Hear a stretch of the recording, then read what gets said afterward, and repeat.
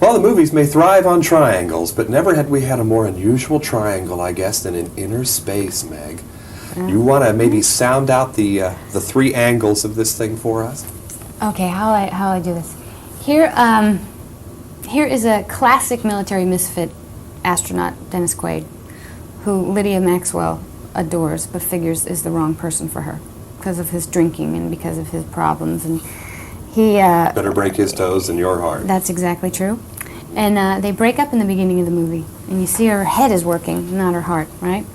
And then once he's in danger, once she knows that she could lose this person, I mean, she just never makes another choice but to love him. And now, then enters this strange little man who seems to have so much of the stuff that Tuck has. And in the film, you're genuinely attracted to him. Yes, yes, and it's such a pure triangle too. That's the thing. I mean, it doesn't get complicated. I think it's very pure. I mean, the things that she sees in both of them are the things that are in both of them. I mean, they spend so much time with they're symbiotic, you know, they become the same one person. And the only way to work through something like that is to somehow step outside of yourself and see things through other eyes, and that's what Tuck is able to do.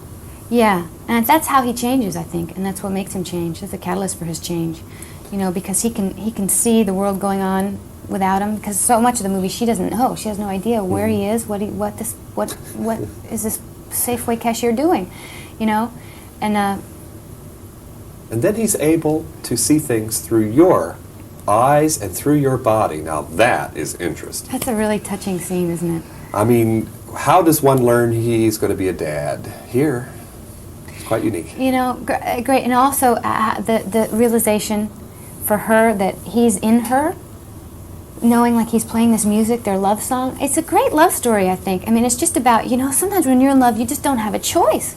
She has no choice about him. She's a total fool for this guy.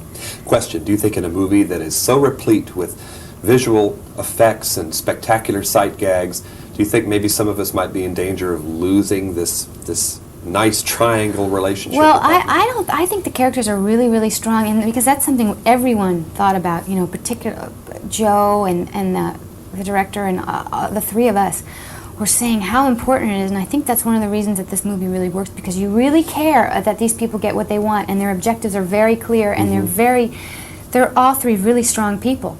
And all the stuff that happens around them is crazy and absurd, and it works because they have such compassion for one another.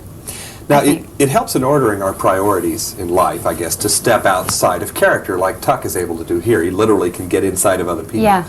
But let's say for Meg Ryan now, young actress and student, you're in high school, you go to college, and then suddenly a whole profession beckons to you. You haven't finished college yet. Where are your priorities right now?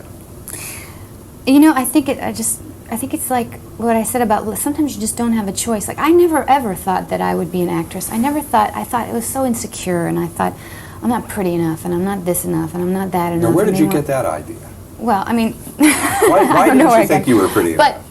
But the point being that it wasn't even a choice. It's just something I ended up loving doing, you know. And I craved every time. And I left I did a soap opera for 2 years, and I left it, and I went back to school, and I missed it. And I didn't realize I went to Europe for like 2 or 3 months, and tried to get all this acting thing and Hollywood thing out of my head, and you know, stop thinking about me so much, you know, because you do have to do that. We hear so much about the athletes, you know, who leave school because there's a professional career beckoning, but it's the same for actors. Yeah, because I went back to school after I left the intense environment of acting every day, 15 hours a day for 2 years. So let's place it in time. After you left As the World Turns.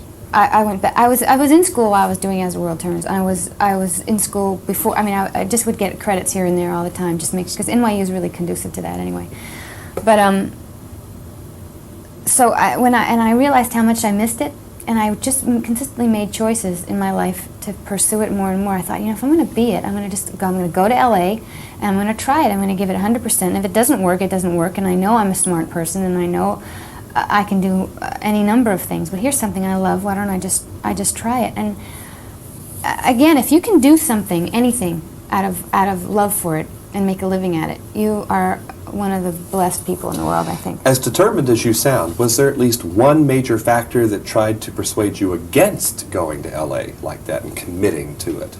That you had to then Mostly, overcome? it was in my head about the insecurity of it. I thought, where will I go? I don't know anybody there. I don't, and I'm on a soap opera, and I don't know how movie people think of that. And traditionally, you know, I thought they don't give you any amount of adulation or praise or respect for that, even though it certainly is deserving of it. Those people work so hard. And so I went with all kinds of strikes against me, and I just had to do it. You just have to finally match your feeling with your action, you know. But what about back to school? What do you think? I'm eventually going to get my degree, but I don't know. I think I'm going to change it. I think I'm going to get more specific. I'm not sure yet, because this is all going so fast and so furiously, and I'm very satisfied with my life in past couple of years. Meantime, if you do go back to class, maybe you can get into the bloodstream of the teacher and look through his eyes at the test, right? It'd be a great advantage, wouldn't it?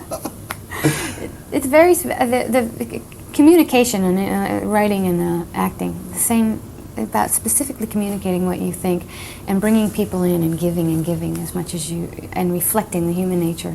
The two seem to be the same in those regards. Meantime, there's not a whole lot of time to think about school because you're working right now as we speak with Dennis Quaid. Very quickly, maybe, the title of that and when it's going to come out. It's called DOA, and it'll be out in, I think, January next year. You guys are a team.